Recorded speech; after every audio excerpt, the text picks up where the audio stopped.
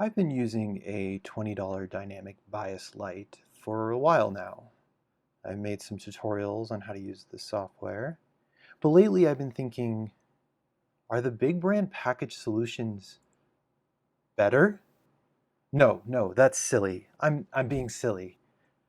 Still, the question ate at me. I went out looking to see who makes Ambilight solutions, and I narrowed down the big names to Hue, Corsair, and NZXT. And after a few months of chewing on this question, I decided to buy them and see if I should upgrade my RGB lights.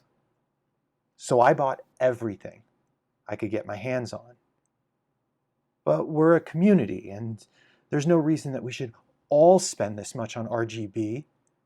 So I'm looking out to you, asking you all for your participation in evaluating this hardware. What would you like me to test, discuss, to show? Do you want to see how a specific game looks? Do you have any questions about the hardware or software? Is there anything besides how stupid this is that you want to know?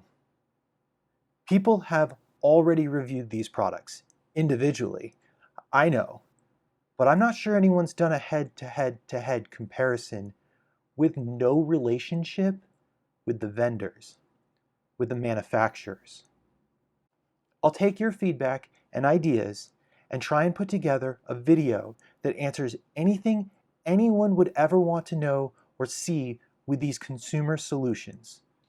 So give me your feedback, and if you wouldn't mind, help me get more subscribers so that I can get in touch with these manufacturers and get them to comment on the things that we find.